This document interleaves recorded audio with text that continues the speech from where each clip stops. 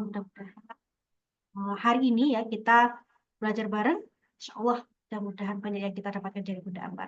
Ada yang dari Bondowoso, ada yang dari Sukabumi, ada yang dari Trenggalek. Nah, kalau saya sendiri Lina, ini dari Surabaya pada malam hari ini. Banyak banget nih juga yang dari Surabaya.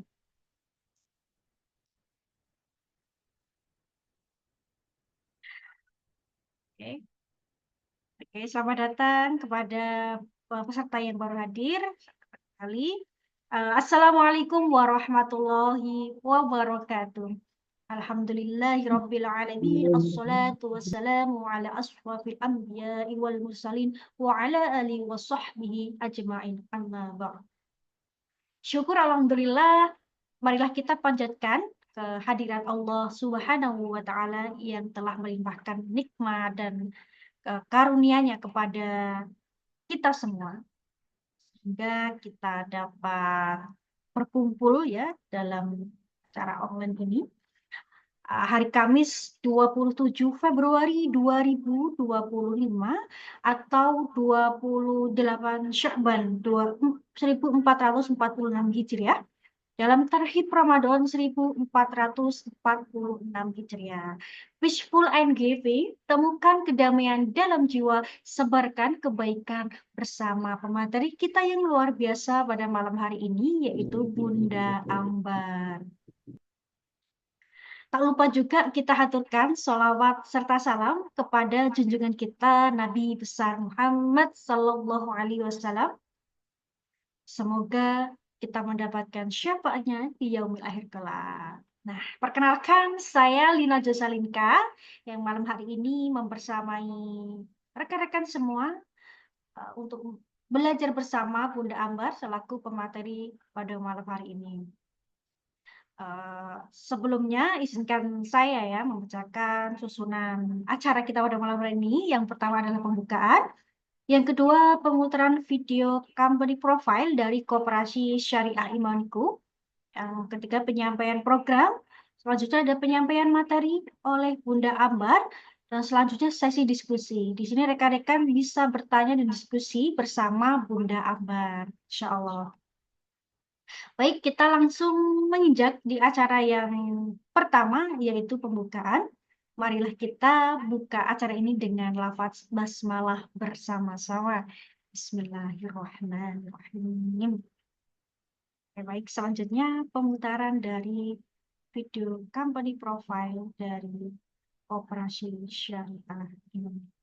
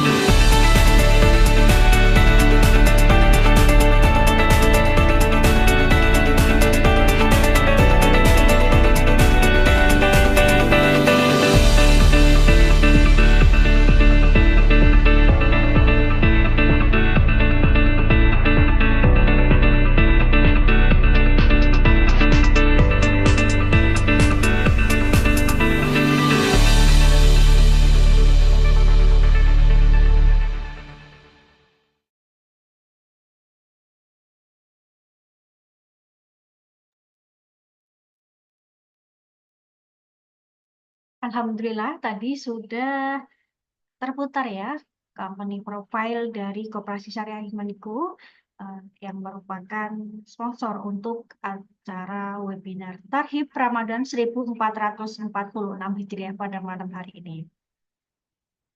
Baik, saya sampaikan ke acara selanjutnya, yaitu pemaparan tentang mitrazakat.id.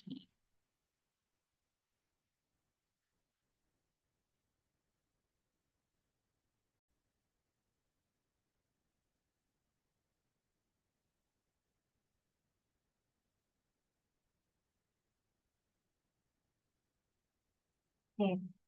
Mitrazakat.id merupakan platform penghimpunan dana online yang berfokus di program sosial, dakwah, dan kemanusiaan di bawah naungan Koperasi Syariah Iman.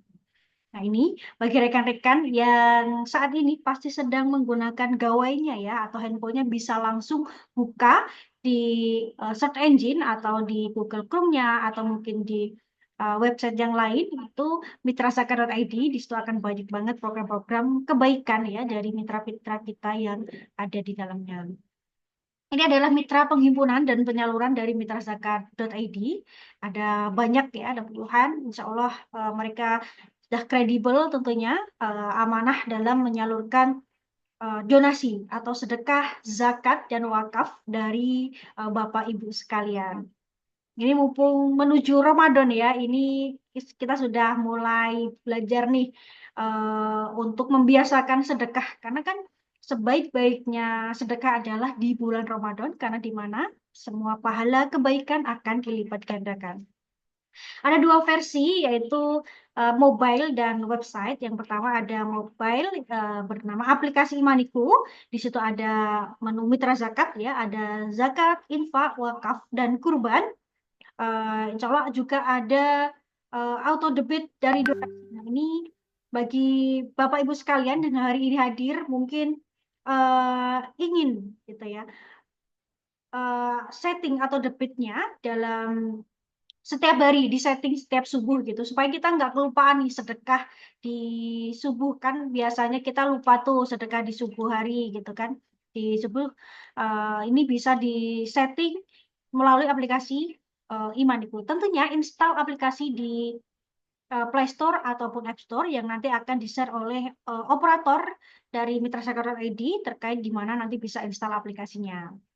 Yang kedua ada website versi yaitu mitrazakat.id. Di situ banyak juga program-program kebaikan dari mitra-mitra kita untuk rekan-rekan semua atau Bapak Ibu menyalurkan kewajibannya ya, zakat, sedekah, infak, dan wakaf ya. Ada eh, hak dari saudara kita dari harta yang Allah titipkan ke kita. Seperti itu. Nah, ini jadi di auto debit keuntungan mengaktifkannya apa? Otomatis terpotong donasi sesuai dengan waktu yang telah disetting. Pilihan nominal donasi tidak terbatas untuk program-program yang Bapak Ibu pilih gitu ya. Bisa mulai dari Rp1.000 gitu kan, mulai 30 hari 30 ribu rupiah. Tapi jangan sampai di bulan Ramadan ini hanya donasi Rp1.000 dalam sehari, karena kita tahu keutamaan donasi di bulan Ramadan yang sangat luar biasa. Kalau bisa kita berikan yang terbaik di bulan yang penuh dengan kemuliaan ini. Nah, ini adalah program-program potret program-program yang didanai dari mitrazakat.id, penghimpunan melalui mitrazakat.id. Ada infak untuk Palestina, ada zakat mal, ada juga tentunya wakaf untuk membangun rumah tahfidz yang ada di Madiun. Dan mereka Masya Allah sudah berprogres ya menyalurkan semua amanah-amanah yang Bapak Ibu titipkan melalui mitrazakat.id. Ini adalah harapan-harapan ribuan orang baik melalui mitrazakat.id. Mereka menitipkan doa-doa terbaiknya melalui fitur doa di aplikasi Imaniku maupun di mitrazakat.id.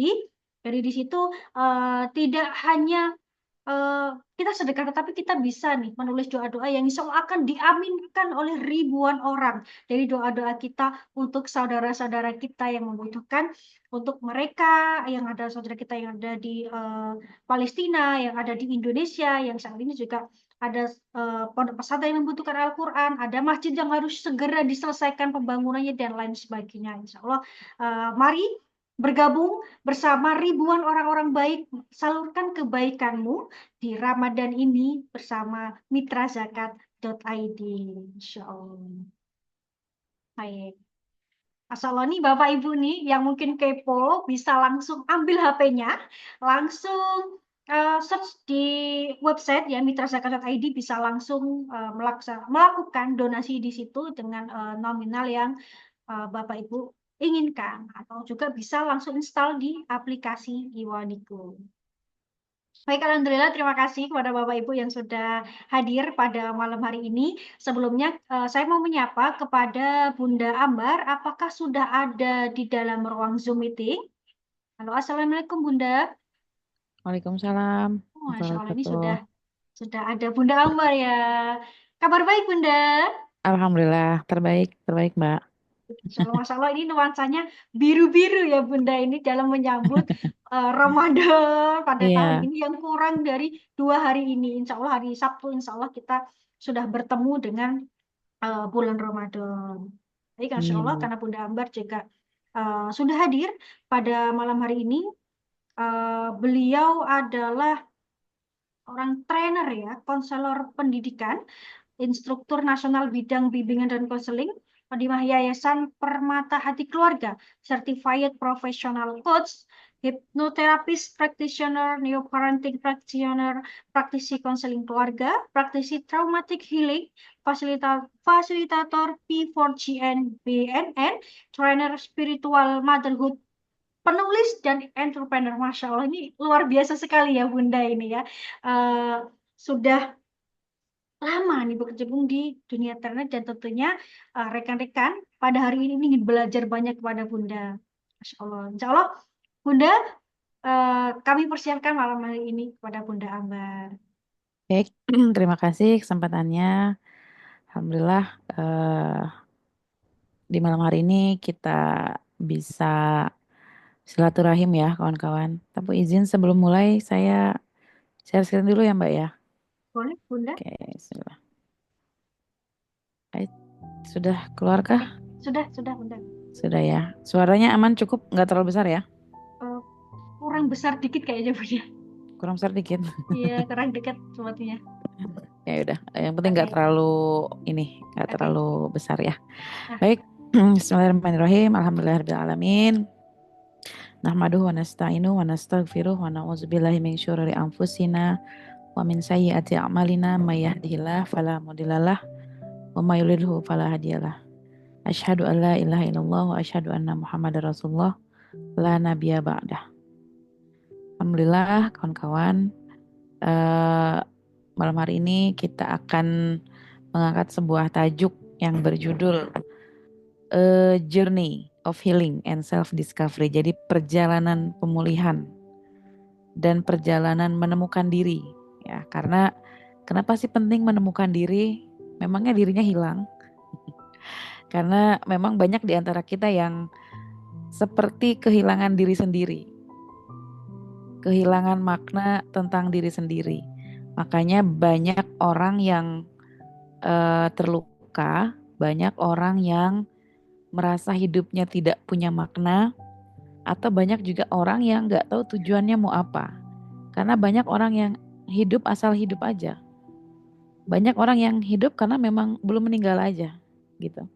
Jadi sedikit sekali orang yang menemukan makna hidupnya. Dan di malam hari ini insya Allah kita akan coba eh, mengupas tentang perjalanan pemulihan melalui penemuan diri ya. Meneropong diri, melihat diri. Oke, tapi sebelumnya kita perlu sepakati bersama bahwa healing itu bukanlah suatu tujuan. Jadi kesembuhan itu bukan tujuan, akan tetapi proses perjalanan. Nah, kalau sudah kita pahami dan kita sepakati bahwa ternyata healing itu bukanlah sesuatu yang harus kita capai, akan tetapi sebuah proses perjalanan, ya. Bagaimana seseorang itu bisa mencapai di titik seimbang lahir batinnya, pribadi, sosial, emosional, dan spiritualnya. Tumbuh menjadi seseorang yang seimbang, yang balance, yang tidak berat sebelah. Dan untuk mencapai itu proses perjalanannya setiap orang tuh beda-beda, kawan-kawan. Ada orang yang proses penyembuhannya cepat. Ada orang yang proses penyembuhannya agak lama. Ada juga yang proses penyembuhannya lumayan lama. Sehingga karena proses setiap orang itu berbeda, maka perlu kita pastikan bahwa healing ini bukan sesuatu yang harus kita capai, tapi ini adalah proses perjalanan yang perlu kita lewati. Gitu ya. Nah, bisa kita mulai dari mana? Dengan self discovery, menemukan diri, kawan-kawan.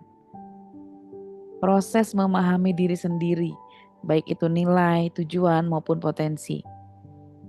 Termasuk juga memahami emosi diri, memahami keinginan diri, memahami kelebihan diri, kekurangan diri. Karena ternyata banyak orang yang sulit sembuh hanya karena dia tidak mengenali emosinya.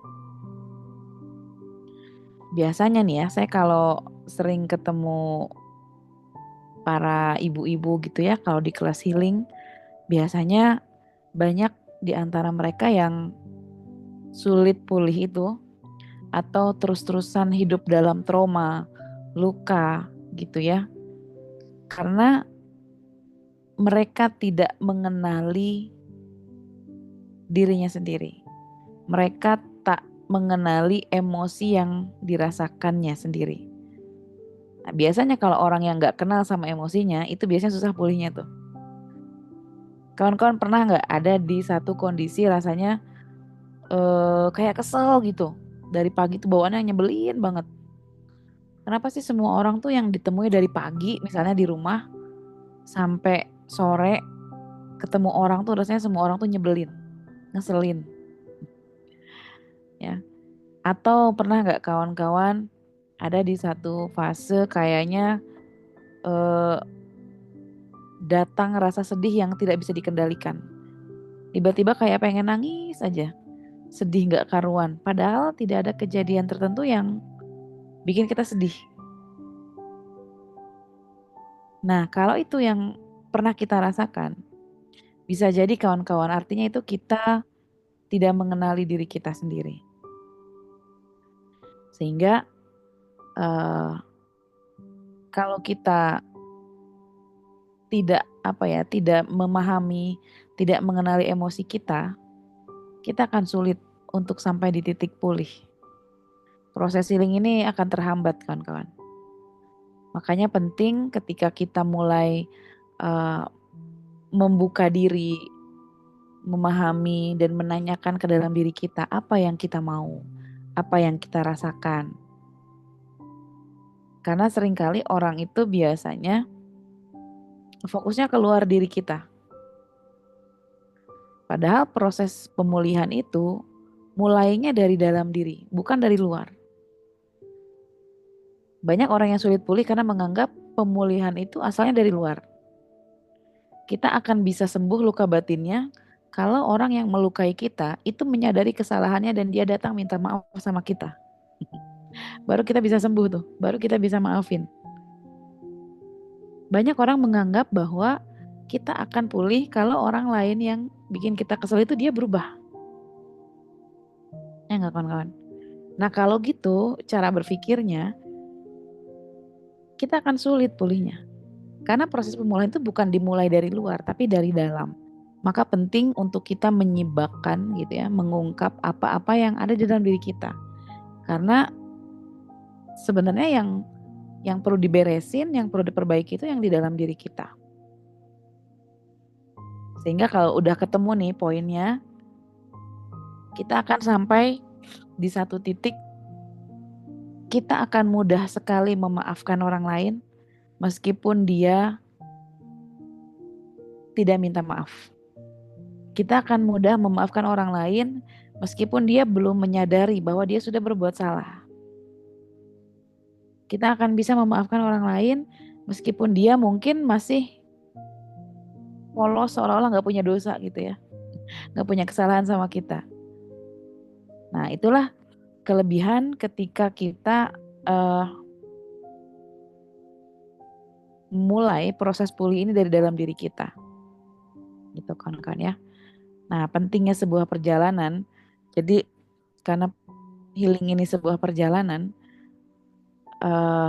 hal-hal yang perlu kita pahami gitu ya, bahwa dalam perjalanan ini itu membantu kita meningkatkan kesejahteraan mental dan emosional. Hal ini sangat penting bagi manusia karena kesejahteraan mental ini berpengaruh sama banyak hal. Kesejahteraan emosional ini berpengaruh sama banyak hal. Kalau seseorang sudah mulai gak seimbang kondisi mental dan emosionalnya, biasanya orangnya gampang uring-uringan, gampang tantrum, ya nggak kawan-kawan? Biasanya ciri-cirinya merespon hal kecil itu dengan respon yang berlebihan. Biasanya kalau ditanya jawabnya ngegas, nggak santai. Lalu kemudian membantu menemukan makna dan tujuan hidup. Nah, kalau kita menyadari bahwa perjalanan ini kita lagi menuju kemana, untuk siapa, maka kita akan mudah menemukan makna dan tujuan hidup.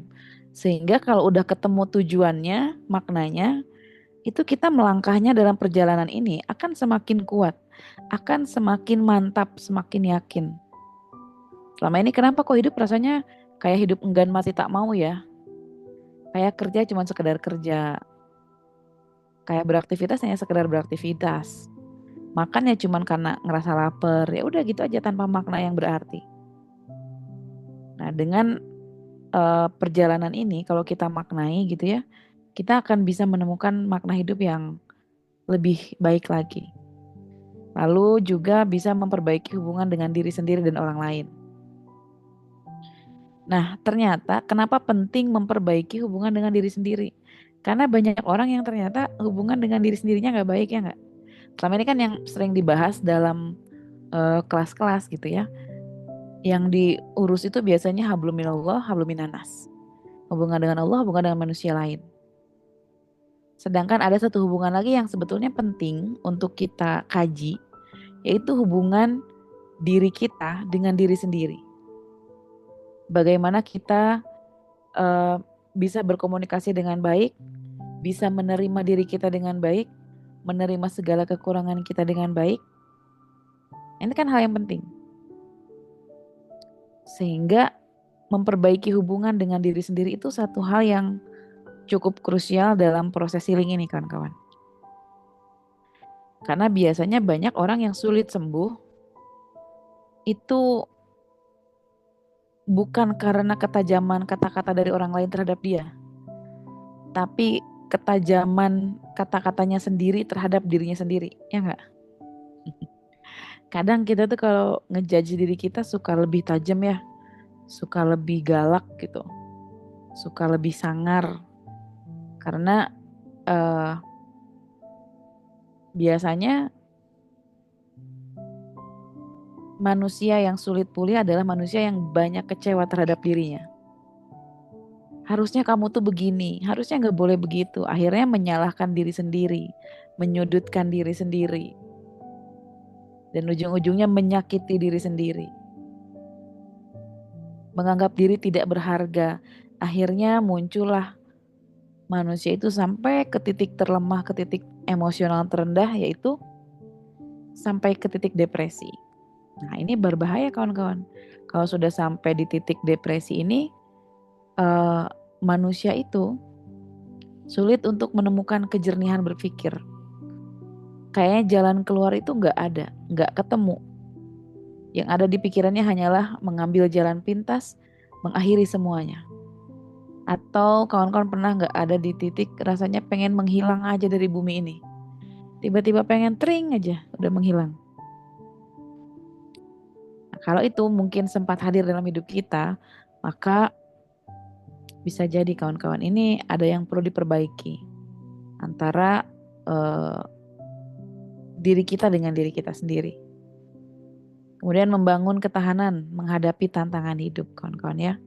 lebih punya daya resilien yang kuat, tahan banting, nggak gampang menyerah. Karena orang yang biasanya sudah mulai terganggu gitu ya kesehatan mentalnya, biasanya dia punya daya resilien yang lemah. Akhirnya dia gampang baper, gampang kesinggung, gampang marah, mudah teriak. Kalau kata anak sekarang senggol bacok. Kenapa dia nggak punya ketahanan yang kuat? Kesabarannya setipis tisu dibagi 7.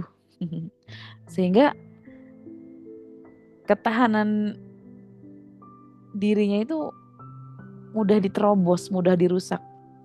Sedangkan tantangan hidup kita ini punya punya apa ya? Punya tantangan yang luar biasa. Nah, ini tahapan-tahapan dalam pemulihan, kawan-kawan ya. Jadi ada beberapa tahap. Jadi dalam pemulihan, tahap pertama dan utama yang paling penting adalah awareness, kesadaran. Kesadaran apa? Sadar kalau memang kita terluka. Sadar kalau memang kita sakit hati. Sadar kalau memang kita kecewa. Sadar kalau kita memang marah. Nah, kesadaran ini penting. Pengakuan ini sesuatu yang penting. Karena kenapa? Tanpa pengakuan, tanpa kesadaran itu akan sulit untuk disembuhkan, untuk dipulihkan. Ibaratnya gini, Anda pergi ke dokter. Terus Anda datang-datang ke dokter bilang gini, "Dok, saya minta obat." Terus kata dokternya, "Obat buat apa, Bu?" "Udahlah, Dok, cepet saya minta obat aja pokoknya. Saya sakit." "Iya, Ibu sakitnya di bagian yang mana?" "Udahlah, Dok, cepet kasih obat aja, saya udah gak kuat sakit."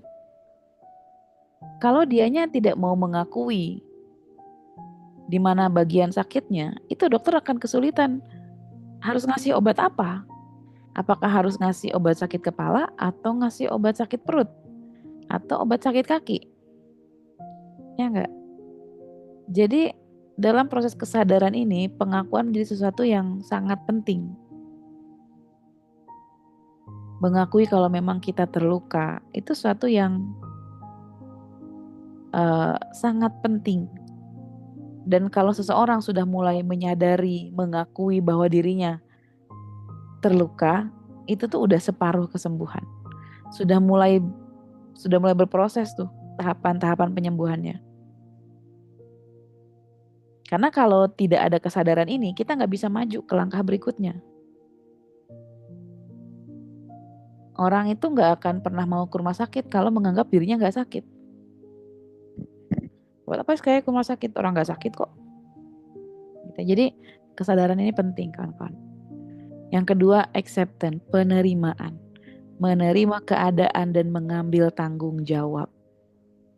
Nah, karena tadi kita sudah kita paham tentang konsep self discovery tadi, bahwa menemukan sesuatu yang ada di dalam diri kita, sehingga orang yang sudah pulih itu dia akan mudah menerima, acceptance.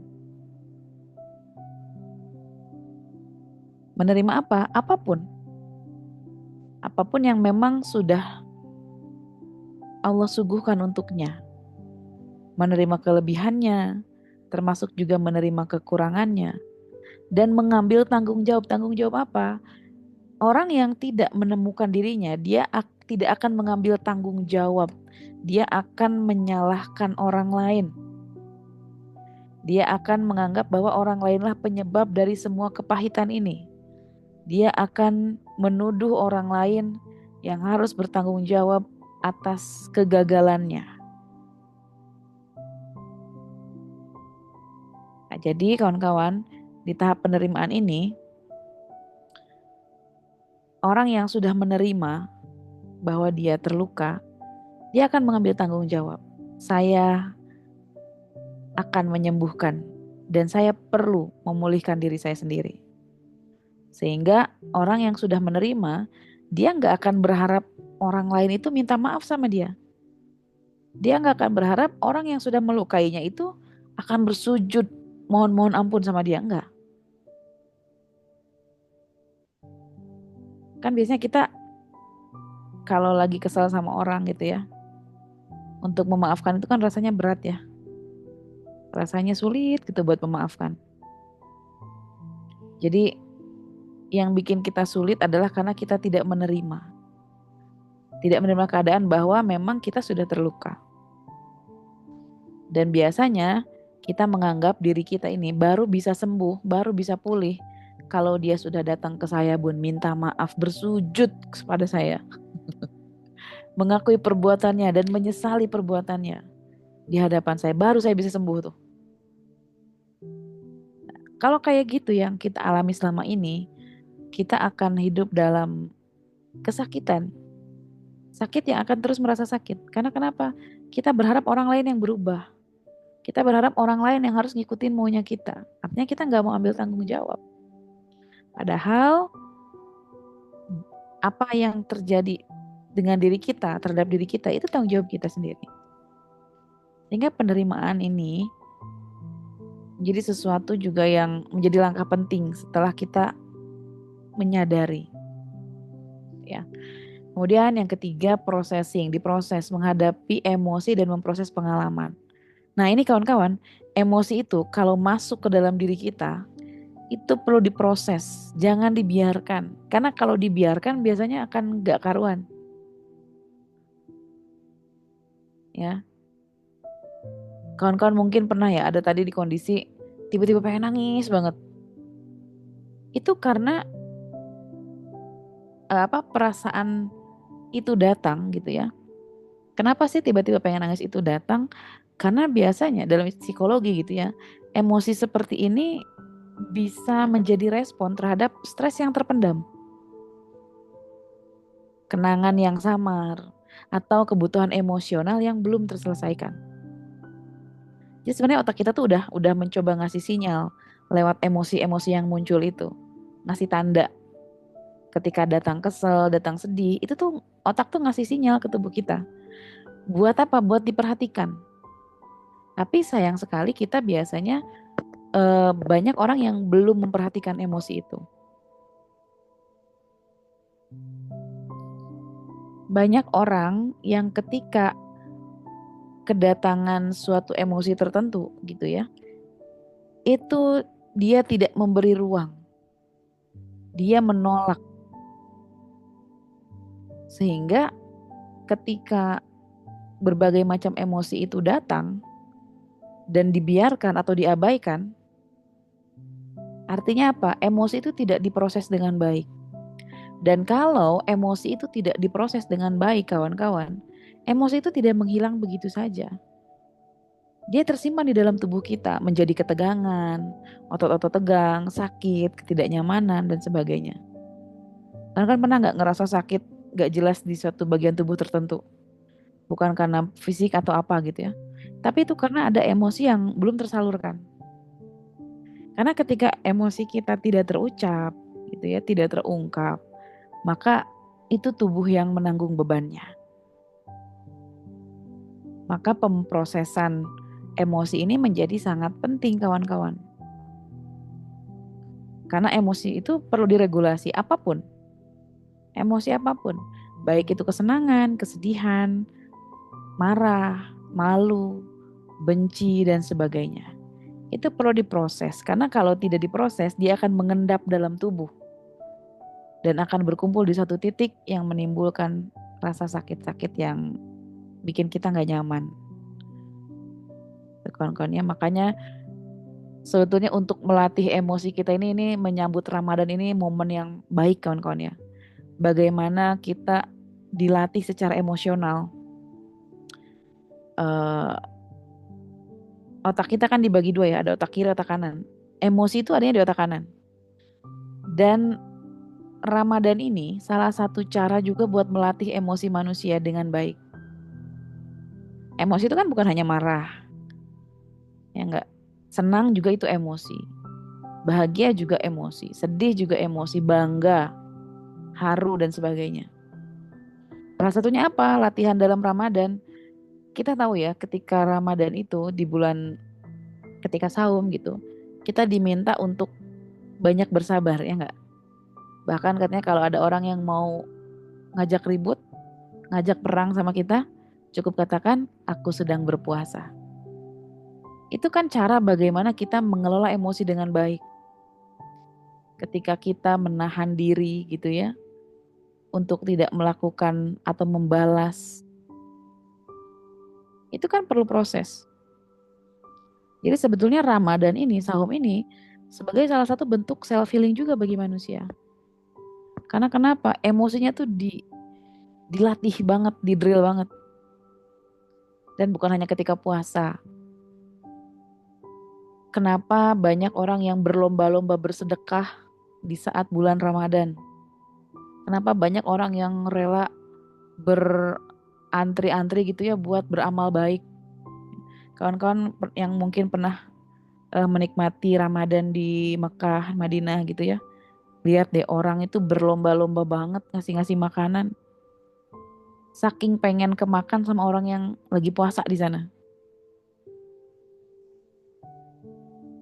Karena kenapa? Di bulan Ramadan Allah menjanjikan pahalanya itu berlipat-lipat ya enggak? Yang sedekah di bulan Ramadan tuh pahalanya dilipat gandakan. Itu sebagai latihan.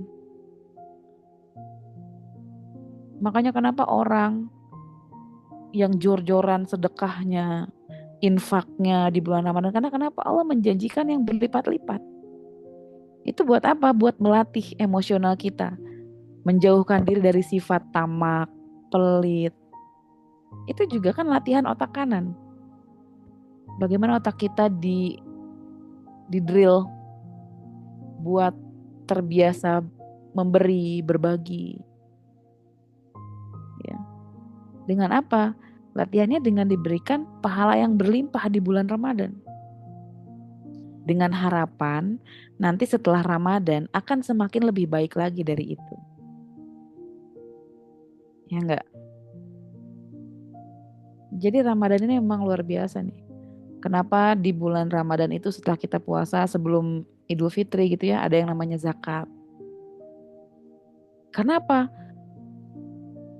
Kita ini dipaksa buat melepaskan emosi-emosi yang tidak dibutuhkan oleh tubuh.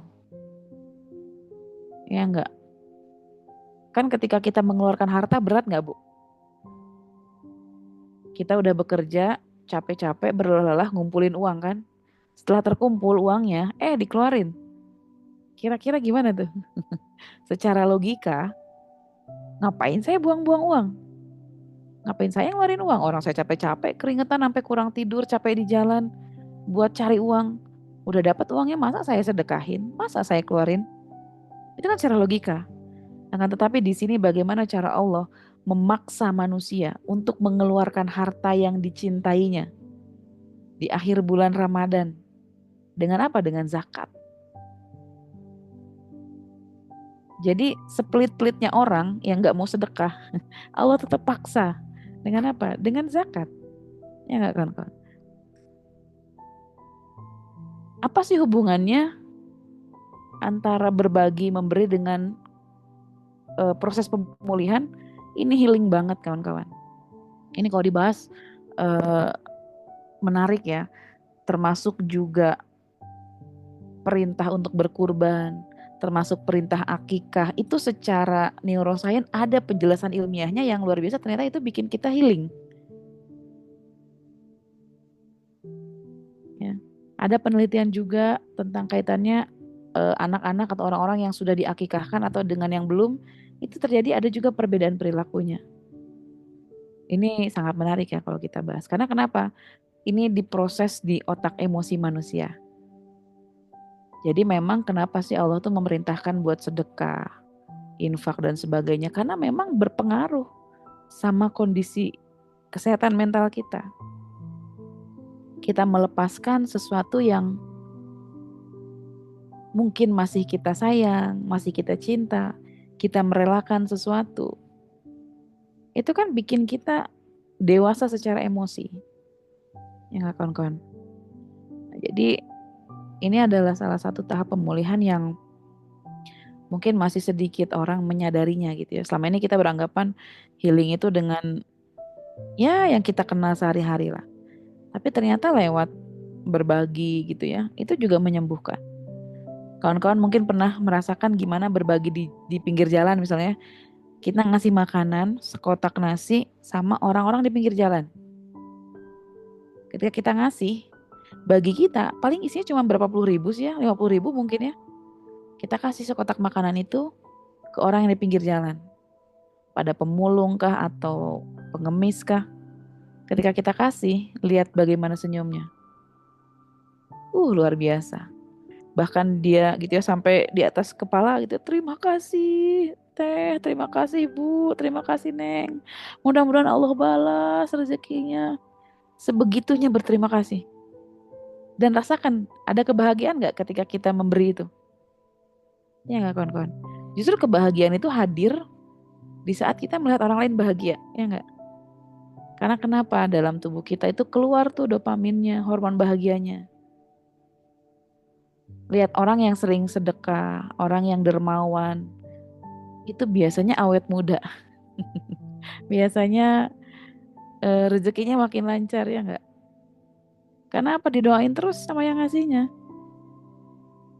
Nanti deh kawan-kawan coba ya, bentar lagi kita akan menyambut bulan Ramadan. Eh, kita coba latih ya untuk berbagi sama orang-orang sekitar kita. Untuk apa? Untuk melatih kestabilan emosi kita, untuk melatih ketahanan emosi kita. Nah, kemudian growth, belajar dari pengalaman dan tumbuh lebih kuat. Jadi ketika kita melewati suatu ujian berat, rasa sakit yang hebat, itu akan membuat kita semakin tumbuh imunitasnya. Ya enggak kawan-kawan? Ketika kita sakit, itu imunitas kekebalan tubuh kita itu otomatis muncul. Jadi ketika kita belajar dari rasa sakit, dari luka yang kita terima, itu sebetulnya kita sedang belajar dan tumbuh lebih kuat lagi. Ada orang yang kalau diterpa badai itu dia tumbang. Ada orang yang kalau diterpa badai dia tumbuh semakin kuat. Sehingga dia bisa melewati badai-badai berikutnya. Karena kenapa? Dia belajar dari badai yang pertama. Sehingga di badai-badai berikutnya dia akan tumbuh semakin tegap. Tidak mudah tumbang. Nah, jadi ketika kita terluka lalu pulih, lalu kemudian mungkin kita terluka lagi, kita healing lagi, lalu terluka lagi, kita pulih lagi. Itu semua semakin membuat kita lebih kuat. Itulah kenapa makanya healing itu bukan tujuan, perjalanan. Karena apa? Akan ada di setiap fase dan kita butuh healing di banyak fase itu.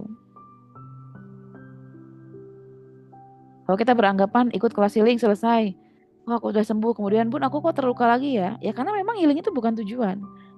Maka kita perlu rilis lagi. Dan dengan itu kita menjadi tumbuh lebih kuat lagi. Nah, yang berikutnya ini dia langkah-langkah untuk meneropong diri, melihat diri, reflection, meluangkan waktu untuk merenung dan mengenali diri. Kita diminta untuk masuk ke dalam diri, melihat ke dalam diri. Apa yang saya inginkan, apa yang saya rasakan, apa yang saya tidak suka, derita apa yang sedang dirasakan. Itu kita perlu meluangkan waktu. Karena kalau enggak, kita akan sulit pulihnya. Ya gimana mau pulih, orang enggak tahu mana yang mau dipulihkan. Rasa sakit apa yang mengganggu, kita enggak tahu. Maka kawan-kawan, meluangkan waktu ini menjadi sesuatu hal yang penting. Ya. Karena inilah langkah awal untuk menemukan diri. Jadi kita perlu menyengaja mengambil jeda, mengambil waktu. Untuk apa? Untuk berdiam diri. Diam aja. Diam ya nggak usah ngapa-ngapain, nggak usah berkegiatan apapun. Karena kenapa banyak orang zaman sekarang yang sulit pulih? Karena sedikit orang yang mau diem, yang tanpa kegiatan apapun. Contoh, kawan-kawan kalau lagi nunggu antrian, misalnya antrian di mana ya, di bank atau di rumah sakit nunggu obat. Kalau lagi nunggu kayak gitu, biasanya yang kawan-kawan lakukan apa? Apalagi ketika antrinya sendirian. Biasanya banyak di antara kita ketika lagi nunggu itu langsung pegang handphone, ya nggak? Sibuk scroll media sosial, ya. Jadi sedikit orang yang berani mau menemui dirinya sendiri. Bahkan ketika kita punya waktu untuk menemui diri sendiri, kita malah sibuk dengan melihat dunia luar. Akhirnya apa? Semakin tidak terhubung dengan dunia yang di dalam diri kita sendiri. Ya nggak kawan-kawan? Makin sibuk ngelihat postingan orang, duh, umur segini kok dia udah banyak duitnya ya. Umur segini kok dia udah dapat jabatan itu ya. Umur segini kok dia udah punya rumahnya di komplek ini ya. Akhirnya yang kita sambungkan bukan dengan diri sendiri tapi dengan dunia luar. Akhirnya dengan diri sendiri semakin lost connection. Semakin gak punya waktu untuk mengenal diri, semakin jauh dari diri sendiri. Akhirnya semakin sulit menemukan diri. Semakin sulit lagi pulihnya. Gitu ya. Kemudian yang kedua, exploration. Mencoba hal atau kebiasaan baik baru dan keluar dari zona nyaman. Kebiasaan baiknya apa? Apapun. Kita coba, nih misalnya nih, kawan-kawan ya, saya mengajak kita untuk punya satu kebiasaan baru di bulan Ramadan ini. Satu hari, satu aja kebiasaan baik yang baru. Apapun, nggak usah hal yang besar-besar dulu, dari hal yang kecil aja. Misalnya, kalau dulu nyimpen barang habis dipakai di mana aja, sekarang coba simpan di tempatnya. Kalau dulu kebiasaannya ketika setelah selesai sholat kita berdoa hanya mendoakan diri sendiri, coba kita ubah. Kita doain orang lain.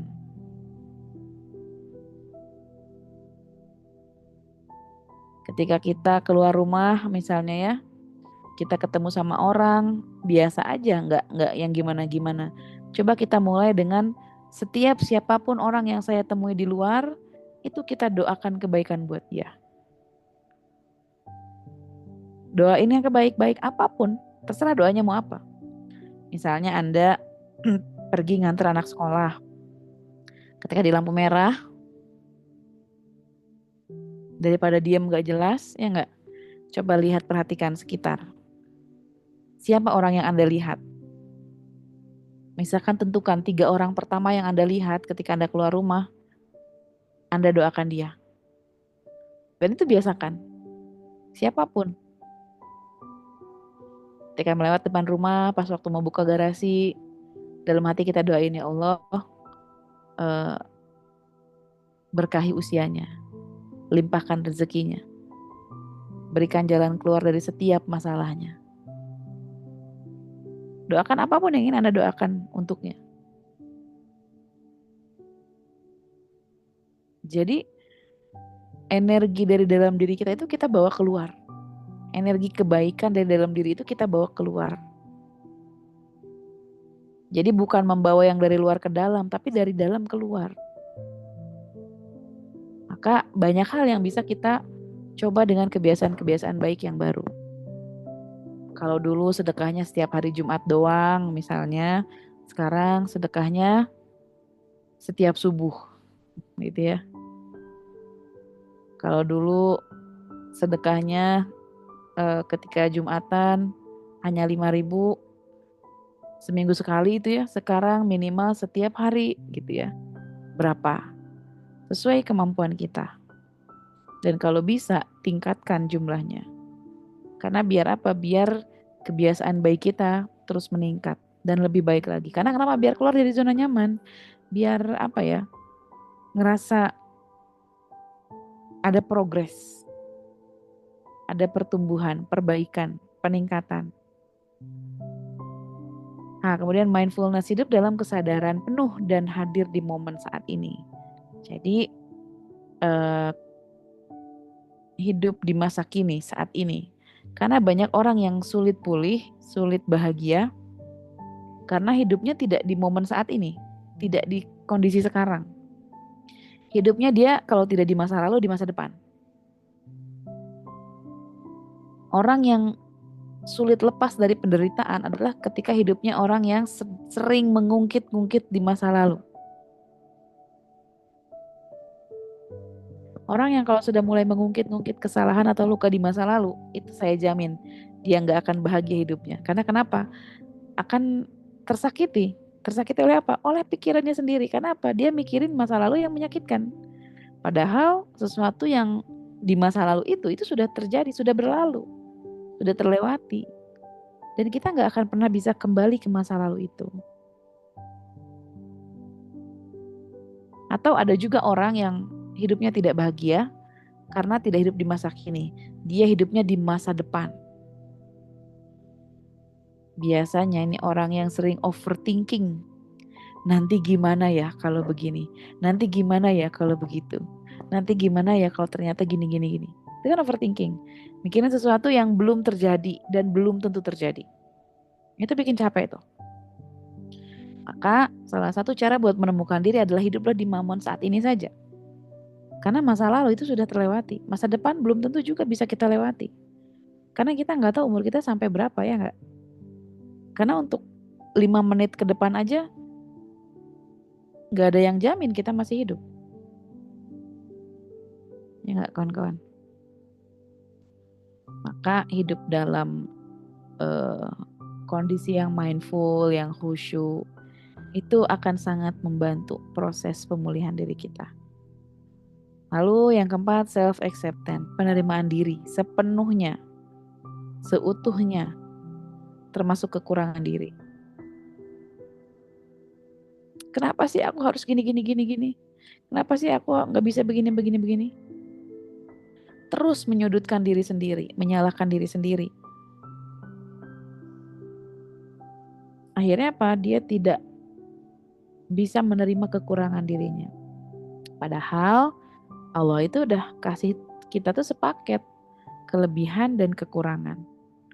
Maka kalau sudah dikasih sama Allah, maka kita perlu berterima kasih.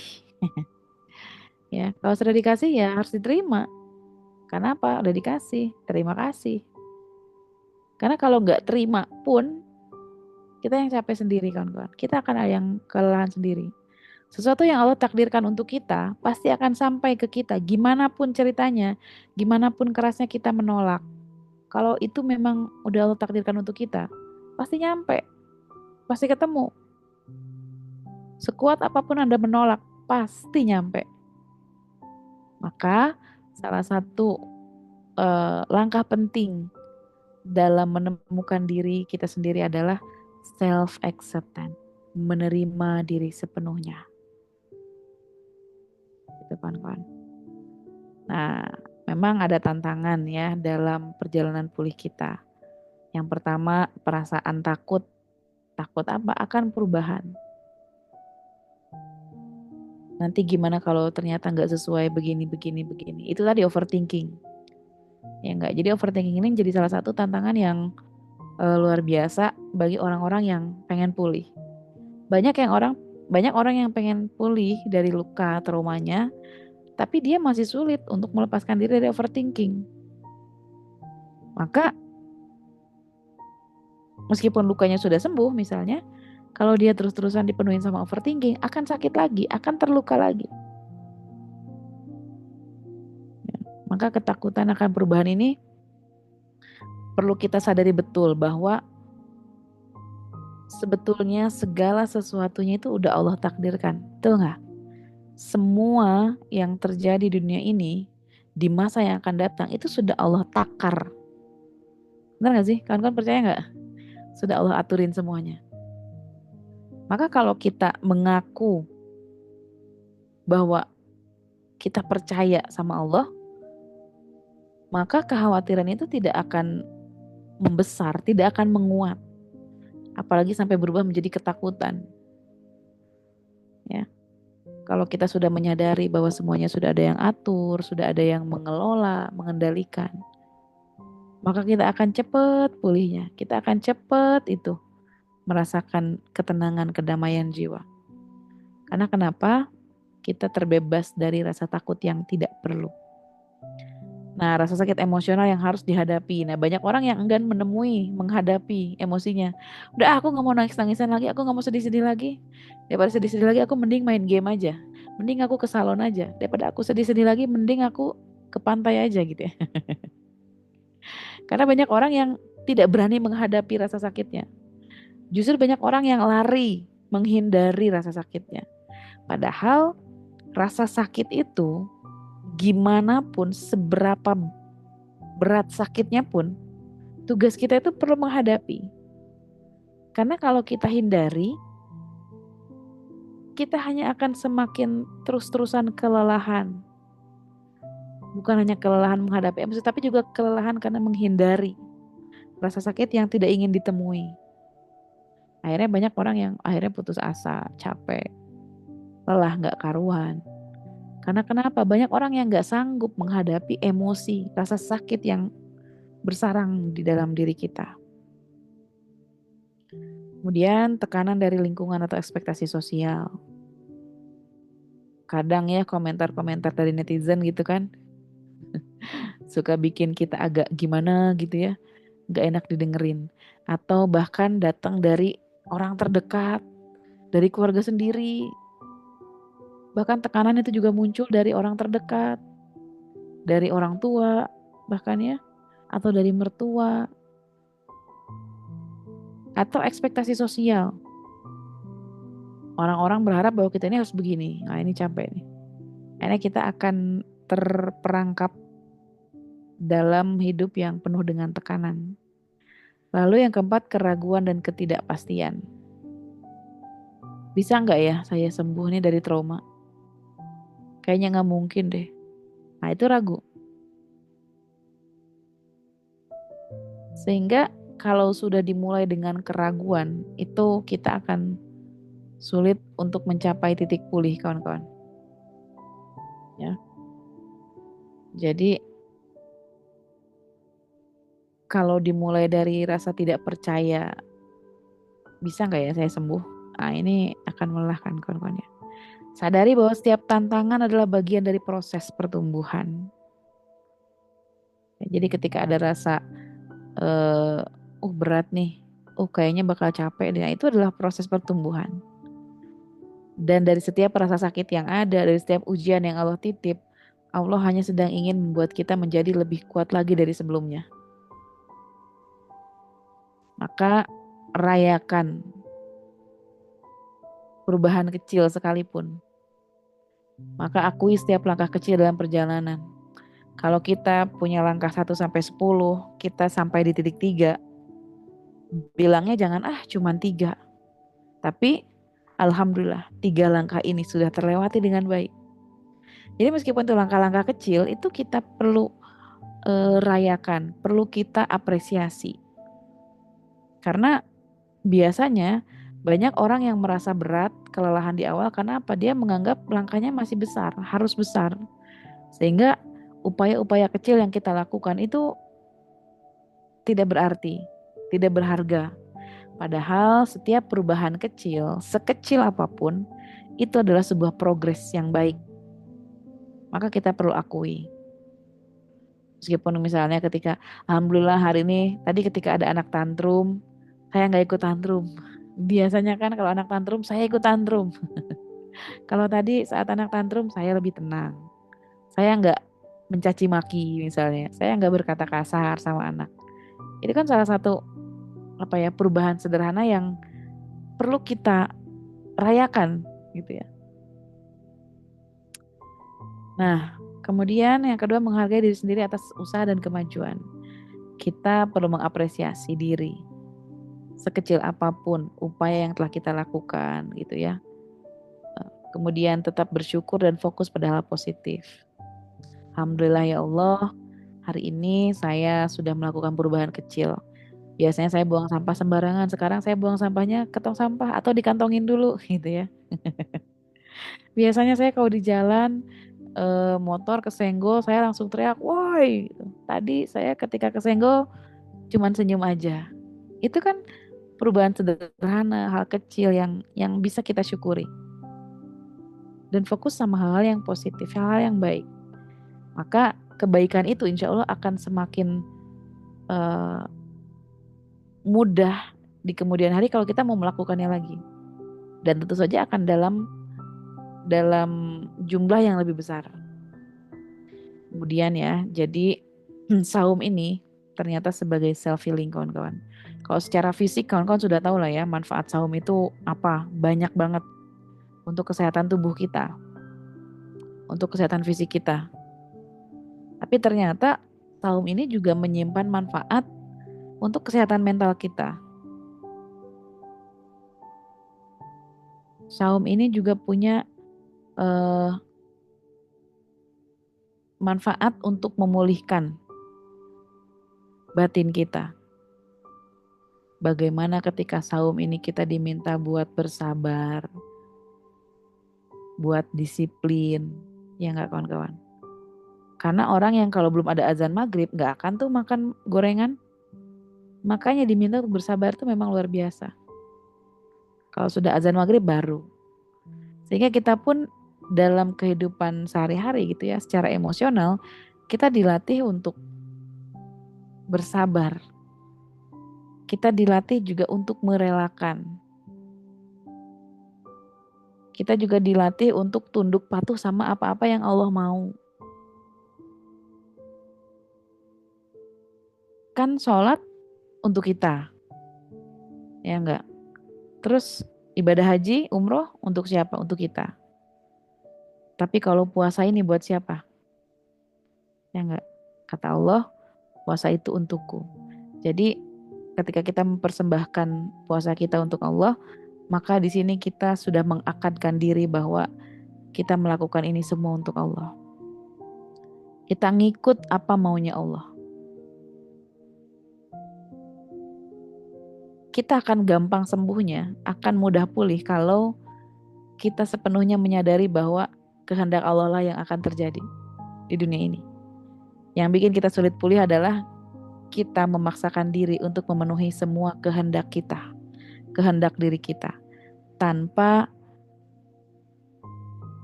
menyadari, mengingat atau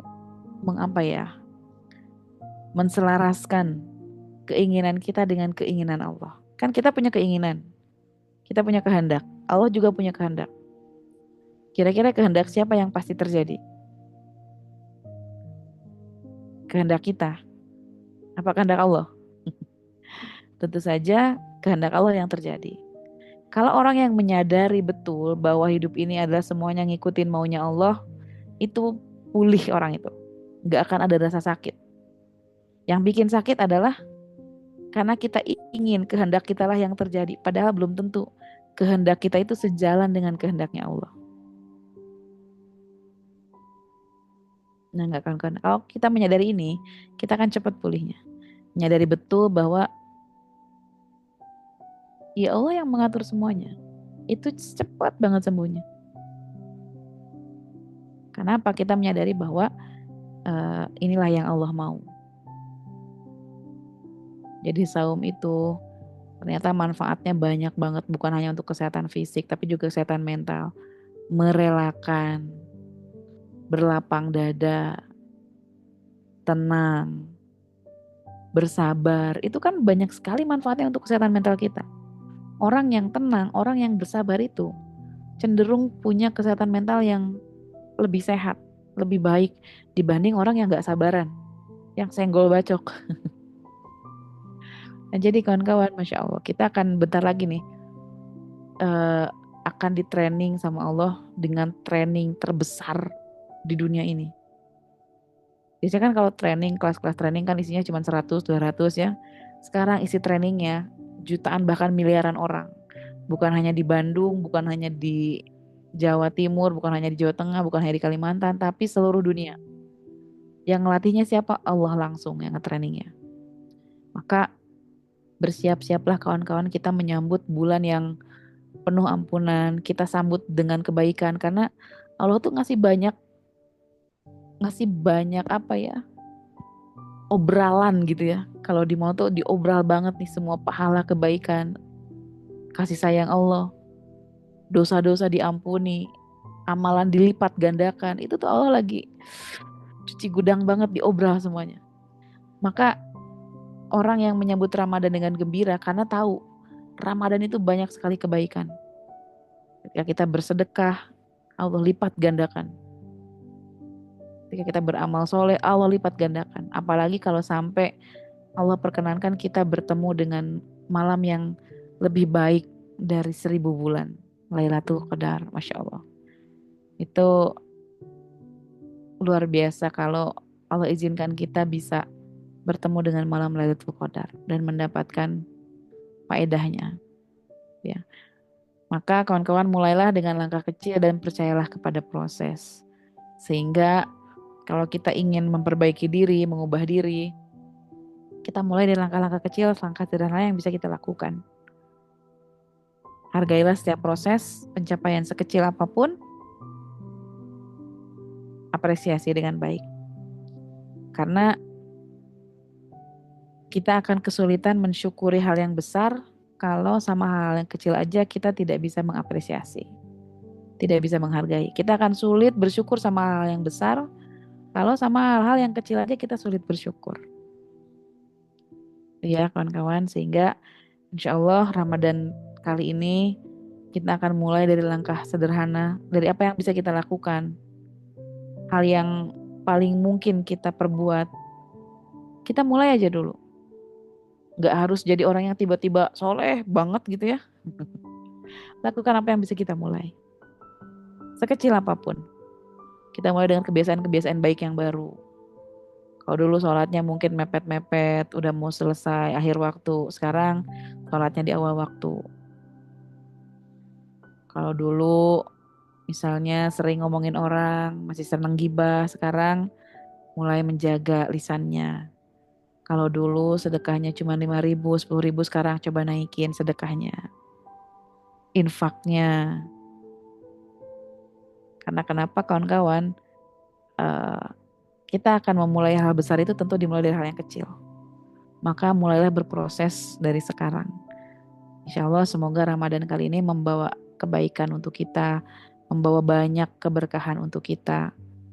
Dan semoga setelah Ramadan ini kita berubah menjadi manusia yang lebih baik lagi. Dan semoga Allah berkenan untuk memberikan gelar takwa untuk kita semua. Karena kenapa? Tujuannya orang yang disuruh puasa itu agar apa? Agar kamu bertakwa. Dan semoga kita bisa melewati Ramadan ini dan Allah berikan gelar itu untuk kita. Ya, jadi sadarin bahwa healing itu bukanlah suatu proses yang lurus, maju selalu ke depan gitu enggak. Akan tetapi setiap perubahan satu langkah kecil itu adalah sebuah progres. Jadi kawan-kawan selamat berproses, selamat berprogres. Semoga Allah perkenankan kita menjadi manusia yang lebih baik lagi lewat Ramadan kali ini. Ya. Alhamdulillah mungkin kawan-kawan karena waktunya juga sudah terbatas ya. Saya cukupkan. Terima kasih. Saya kembalikan ke Mbak MC yang solehah di sana. Terima kasih. Assalamualaikum warahmatullahi wabarakatuh. Waalaikumsalam warahmatullahi wabarakatuh. Masya Allah luar biasa ya pemateri kita pada malam hari ini. Kita seperti diajak menyelami gitu ya, menyelami sebuah perjalanan gitu ya. Bagaimana bahwa Ramadan ini menjadi salah satu proses healing kita, mulai dari hati kita, aktivitas kita dan lain sebagainya, Masya Allah. Nah ini Bapak Ibu sekalian yang masih hadir di malam hari ini, boleh banget nih isi link absensi ya yang ada di kolom komentar nanti untuk mendapatkan feedback terkait dengan materi dan mungkin rekamannya. Bagi Bapak Ibu yang ingin bertanya langsung atau diskusi dengan Bunda Ambar, bisa juga melalui kolom komentar atau bisa raise hand untuk bisa berdiskusi langsung dengan Bunda Ambar. Bisa langsung cek di kolom komentar, insya Allah. Dan juga bagi Bapak Ibu semua, eh, sambil menyambut Ramadan, seperti yang Bunda Ambar bilang tadi, mungkin sebelumnya kita sedekah masih lupa kelupaan, kalau ingat ataupun sisa dan lain sebagainya kayak gitu. Tapi insya Allah mudah-mudahan Ramadan ini jadi awal kita untuk menunaikan ya kewajiban kita yang menjadi hak-hak saudara kita dari yang Allah titipkan kepada kita semua ini, Masya Allah. Bisa juga melalui mitrazakat.id. Di situ ada banyak program, tentunya mitra-mitra kita. Di situ rekan-rekan semua bisa menunaikan program-program Ramadan ya, seperti buka puasa. Terus ada juga penyaluran fidyah. Mungkin bagi rekan-rekan yang belum membayar hutang puasanya dan harus membayar fidyah, bisa juga menunaikan melalui mitrazakat.id. Tentunya juga zakat fitrah dan zakat mal bisa ditunaikan melalui mitrazakat.id atau download aplikasi Imaniku melalui Play Store atau App Store yang linknya sudah dicantumkan oleh admin di kolom komentar. Insya Allah akan banyak manfaat fitur-fitur tidak hanya untuk sedekah, tapi juga untuk fitur-fitur yang lain melalui aplikasi Imaniku. Masya Allah. Bunda Ambar, ini sudah ada yang bertanya melalui kolom komentar. Saya izin membacakan. Dari Kak Datin. Assalamualaikum Bunda. Apa langkah lain atau lanjutan yang bisa dilakukan ketika ingin mengenal diri? Saya merasa sudah meluangkan waktu dengan diri sendiri, tapi belum ada yang saya rasakan atau temukan. Pikiran saya kosong saja. Gimana nih Bunda? Oke, baik. Insya Allah pertanyaannya bagus ya. Langkah apa yang harus dilakukan setelah meluangkan diri? Karena ternyata sudah meluangkan diri, saya nggak ngerasain apa-apa. Jadi meluangkan diri ini bukan hanya sekedar eh, meluangkan waktu diam begitu saja. Tapi kita coba kalau ibarat bawang tuh ya, kita kupas lapis demi lapis. Misalnya kita lagi merasakan apa. Sebetulnya ada kok sesuatu yang kita rasakan ya nggak, namanya manusia nggak mungkin kosong, nggak ngerasain apapun. Dan saya yakin di dunia ini nggak ada manusia yang nggak pernah sedih, nggak pernah marah, nggak pernah kecewa, pasti pernah merasakan sesuatu. Jadi nggak mungkin kosong. Kenapa kita bisa kok rasanya kok pikiran kosong? Karena bisa jadi ini banyak dari bentuk denialnya kita, atau mungkin selama ini kita sudah terlalu sering mengalihkan atau mengabaikan perasaan-perasaan yang hadir. Misalnya nih, ketika sesuatu terjadi yang nggak kita suka, nggak mungkin. Masa sih? Nggak mungkin. Itu kan denial ya. Nggak bisa. Nggak mungkin kayak gitu misalnya. Itu kan proses denial. Atau misalnya ketika kita merasakan satu kesedihan atau rasa marah, kita menekan itu. Aku nggak boleh sedih. Pokoknya aku harus kuat. Aku nggak boleh terlihat lemah.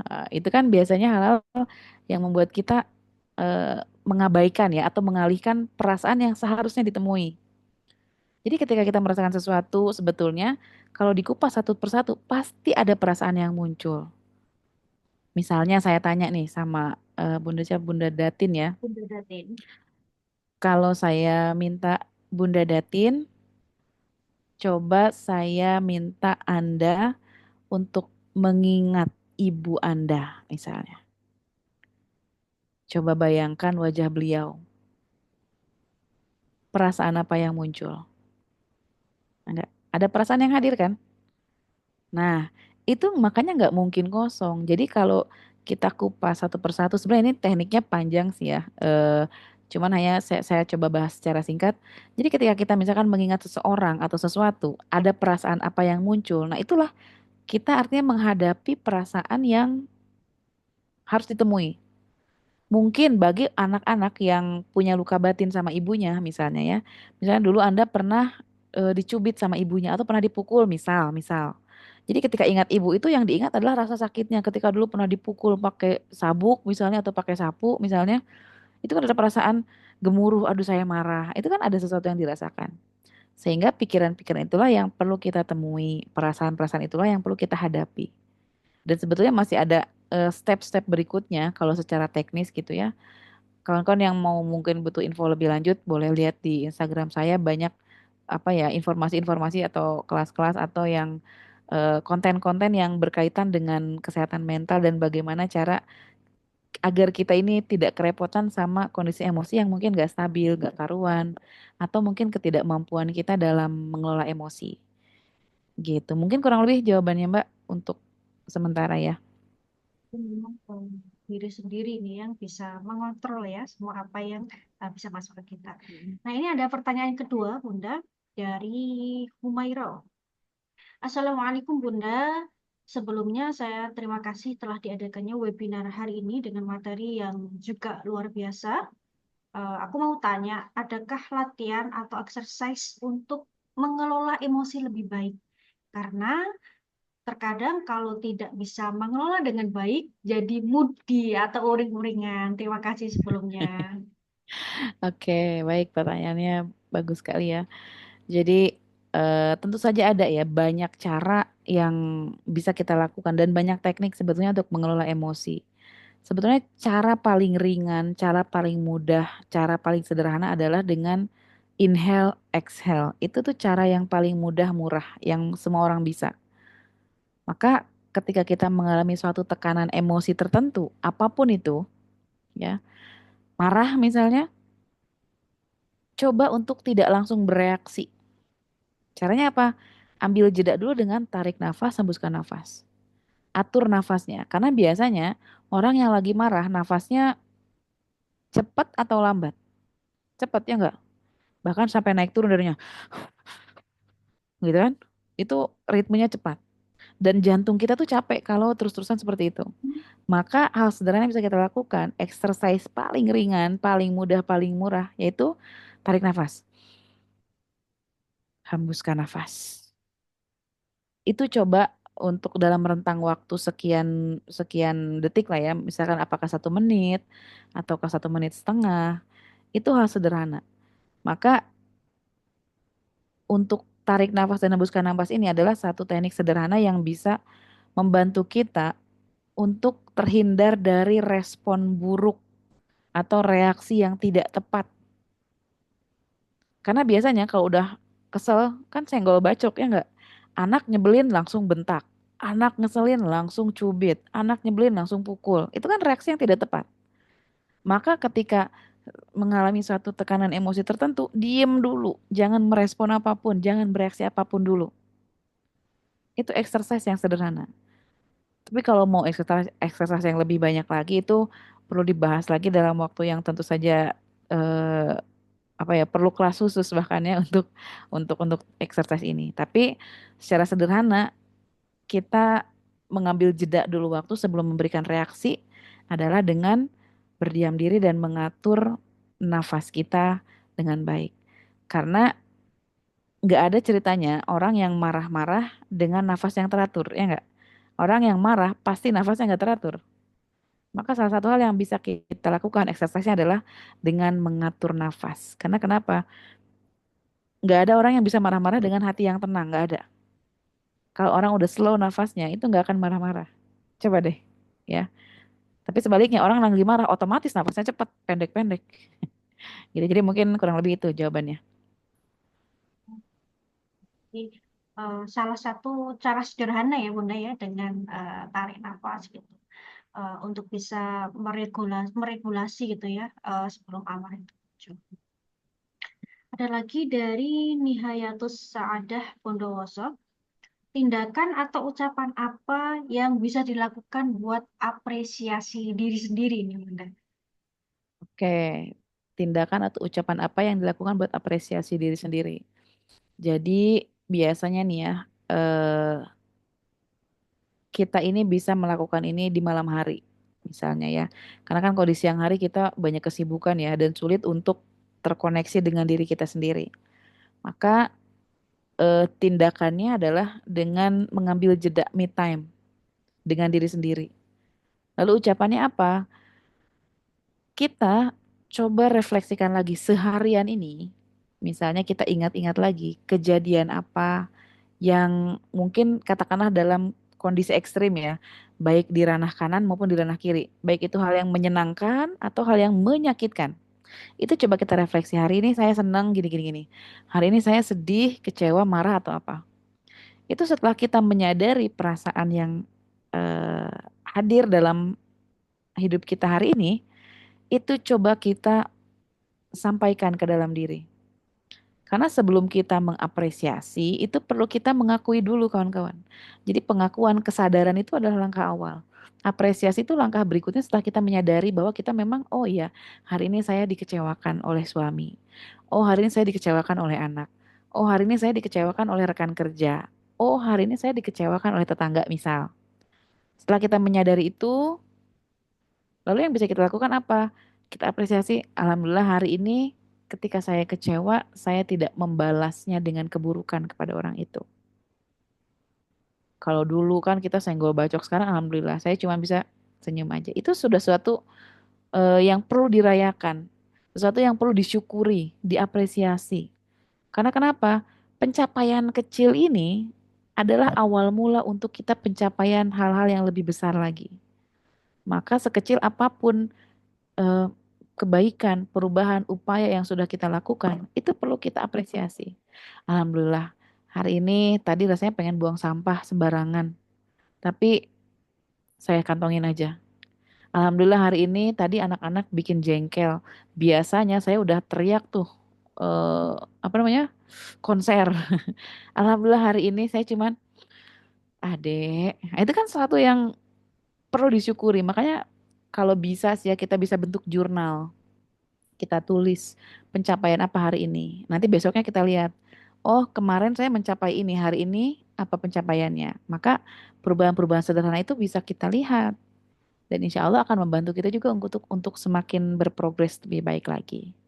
Mungkin kurang lebih itu jawabannya, Mbak Lina. Jadi memang dari hal-hal kecil ya Bunda, dari apa yang sudah kita alami itu kita harus mensyukuri itu. Sesederhana dari kita di eh, pagi hari gitu ya, di pagi hari kita bersyukur masih diberikan kesehatan, masih diberikan bisa menghirup udara ya tanpa pakai oksigen atau tambahan selang dan lain sebagainya. Itu salah satu hal yang perlu disyukuri, Pak. Hmm. Oke, mesti ada satu lagi nih.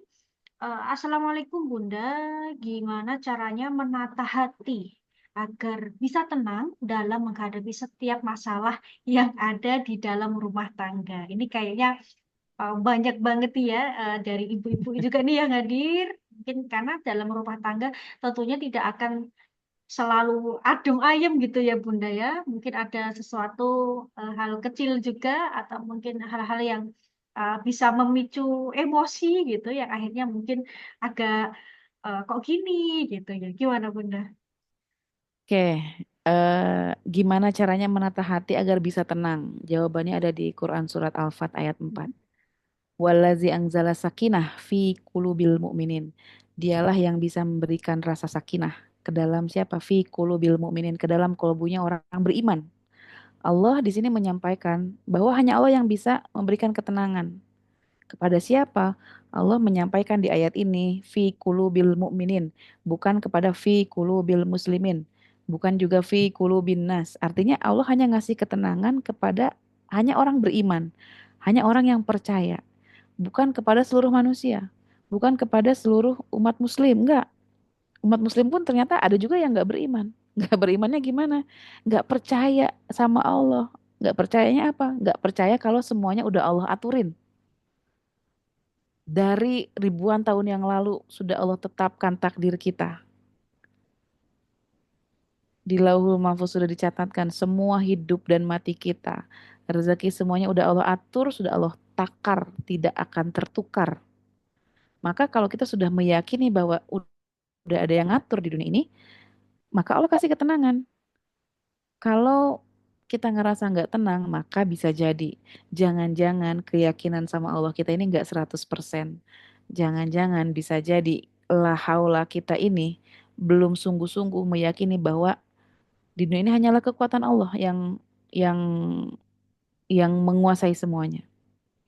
Untuk alam semesta aja yang begitu luas, planet-planet itu udah Allah aturin dengan sempurna, nggak salah seinci pun gitu kan? Karena salah seinci aja tuh bisa hancur alam semesta. Bahkan di tubuh kita nih, yang sederhana, yang kecil, yang rumit, ginjal, usus, syaraf, semua itu juga udah Allah aturin dengan begitu sempurnanya. Untuk semua urusan yang kompleks aja Allah udah aturin. Untuk hidup kita apalagi. Maka yakinlah karena kalau semuanya udah Allah aturin, maka kita akan menjadi tenang. Karena apa? Allah kasih ketenangan hanya kepada fi qulubil mu'minin liyazdadu imana ma'imannya. Buat nambahin keimanan atas diri mereka yang sudah ada. Jadi kuncinya satu. Coba kita maknai lagi Quran surat Al-Fat ayat 4 itu. Itu mungkin kurang lebih jawabannya, Kak Lina. Si Bunda Nia yang sudah bertanya.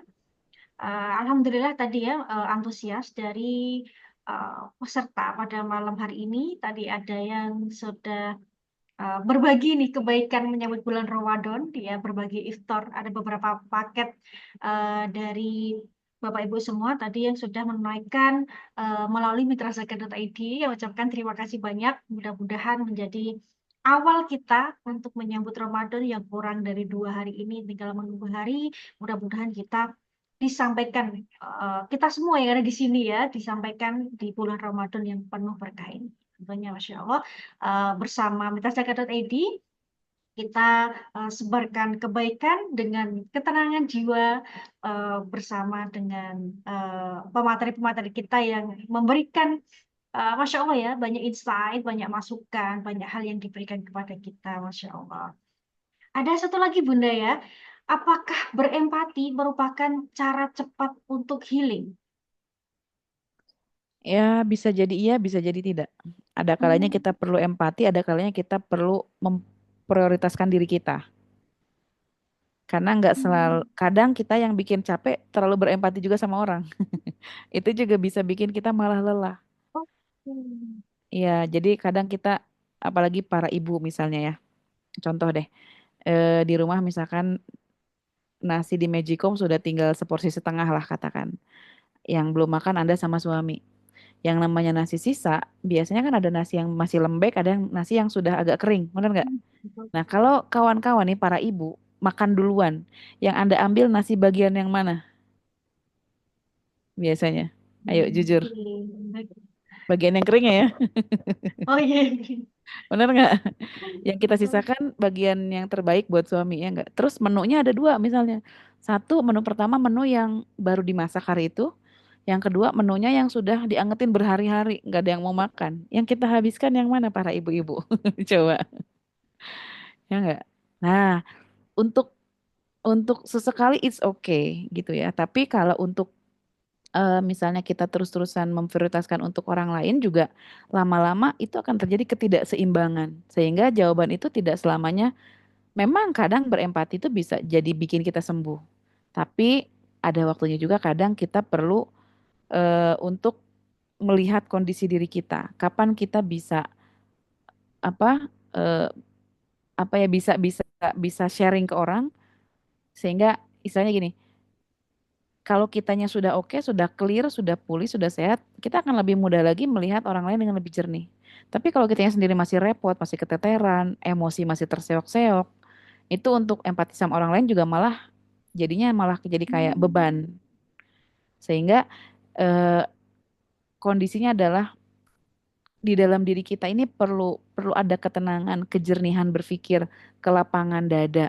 Kalau sudah kita semakin tenang, kita akan semakin tahu nih bagian mana yang perlu kita respon dengan segera, bagian mana yang tidak perlu kita respon dengan segera. Bagian mana yang harus kita tolerir, bagaimana keadaan yang mungkin oh nggak bisa gitu. Itu kita punya apa ya namanya? eh filter buat buat membedakan kapan kita ngegas, kapan kita ngerem. Jadi nggak selamanya ngegas terus nggak sama juga ngerem terus nggak. Sehingga kejernihan berpikir inilah yang bisa membuat kita lebih jelas kapan kita berempati, kapan kita butuh untuk self love, untuk self care, untuk mempedulikan diri kita. Karena jangan sampai terlampau kita ngeduluin orang, tapi kita mengabaikan diri kita sampai hancur, sampai aus. Ibarat lilin kita menerangi sekitar, tapi kitanya sendiri meleleh hancur habis. Kalau sudah habis, ya kita nggak bisa menerangi lagi. Gitu, mungkin kurang lebih jawabannya. Jadi, dalam berempati pun kita juga perlu memilah-milah ya Bunda ya. Yes. Apakah itu ternyata berdampak eh, baik ataupun mungkin bisa memberikan dampak yang kurang baik. Mm. Insya Allah luar biasa ya antusias pada malam hari ini dalam menyambut Ramadan. Karena ini sudah 28 Sya'ban ya, 1446 Hijriah.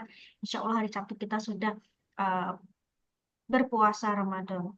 Ini saya coba bacakan satu feedback nih dari salah satu peserta. Alhamdulillah atas rezeki malam ini bisa mendengarkan nasihat yang baik dari Bunda Ambar.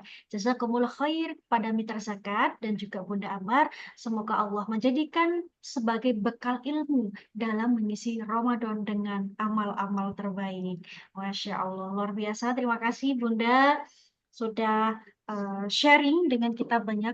Tentunya juga kepada para Bapak Ibu peserta pada malam hari ini juga antusias dan juga sudah mendukung program-program kebaikan dari Mitra Zakat.id atau Koperasi Syariah Imaniku. Insya Allah semoga apa yang diinfakkan menjadi berkah dan tentunya terus lancar rezeki dan juga diberikan kesehatan, diberikan kemudahan, kelancaran selama ibadah bulan Ramadan. Amin. Baik Bunda, nggak terasa waktu juga sudah mulai menunjukkan malam ya. Mungkin bisa dikasih closing statement dari Bunda. Baik, kawan-kawan, untuk closing statement kita di malam hari ini, marilah kita menuju kondisi batin yang tenang, yang damai, karena yang kelak akan Allah panggil untuk masuk ke dalam surganya adalah wahai jiwa-jiwa yang tenang. Maka sudah sepatutnya kita melangkah untuk pulih menggapai ketenangan agar Allah ridho kepada kita untuk mengajak kita ke jannahnya. Dan semoga ketenangan ini juga akan sampai kepada keluarga kita dan kita juga akan kumpul bersama di jannahnya. Semoga dengan Ramadan kali ini semakin membuat kita dekat kepada Allah, semakin kita menjadikan pribadi yang lebih baik, seperti halnya Rasulullah yang beliau semakin dermawan di bulan Ramadan dan setelah itu menjadi lebih dermawan lagi. Insyaallah, barakallahu fiik. Assalamualaikum warahmatullahi wabarakatuh. Waalaikumsalam warahmatullahi wabarakatuh. Terima kasih Bunda Abar untuk materi yang luar biasa pada malam hari ini. Seperti sedang healing ya, healing dengan mendengarkan nasihat-nasihat yang bisa mengisi ruang-ruang kita yang selama ini mungkin kosong atau bahkan selama ini mungkin belum mendapatkan hal yang nasihat yang tepat. Insya Allah mudah-mudahan Bunda Ambar selalu dalam keadaan sehat, selalu dalam naungan keberkahan uh, Allah Subhanahu wa taala. Amin amin ya rabbal alamin. Baik, terima kasih kepada para peserta pada malam hari ini yang Masya Allah cukup antusias ya sampai banyak tadi yang bertanya Masya Allah. Saya ucapkan terima kasih atas kehadirannya dan partisipasi Bapak Ibu sekalian. Mudah-mudahan acara ini dapat menambah wawasan dan bermanfaat bagi kita semua dalam menghadapi bulan suci Ramadan 1446 Hijriah. Kami memohon maaf apabila ada hal-hal yang kurang berkenan dan mari kita tutup acara ini dengan mengucapkan hamdalah bersama-sama. Alhamdulillahirabbil alamin. Terima kasih kepada Bapak Ibu untuk kehadirannya pada malam hari ini. Terima kasih Bunda Ambar. Balik kasih. Kalau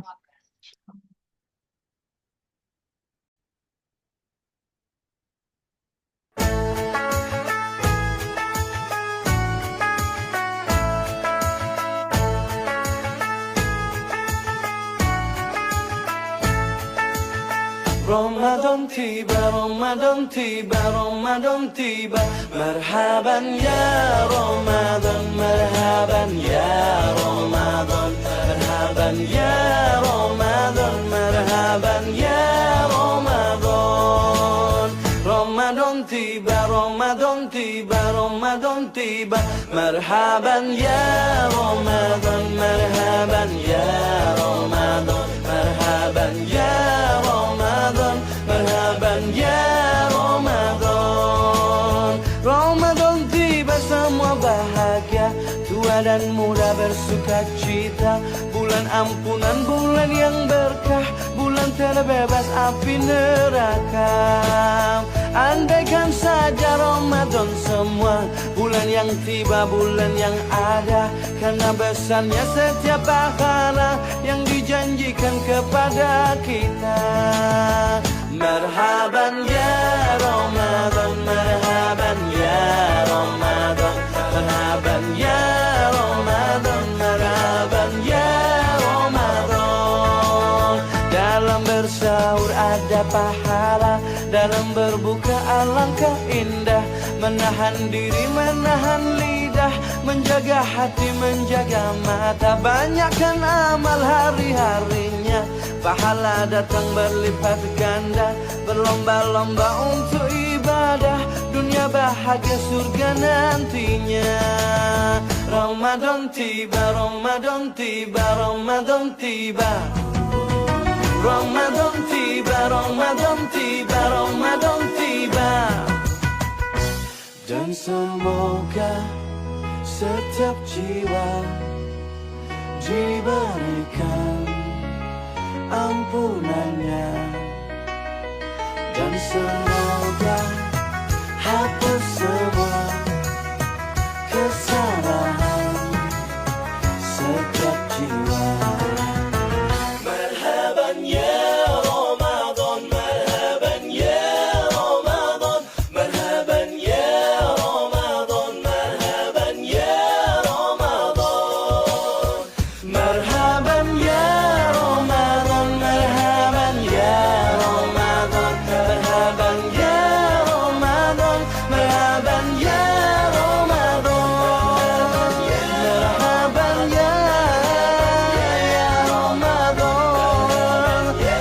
Ramadan, marhaban ya Ramadan, marhaban ya Ramadan, marhaban ya Ramadan, marhaban ya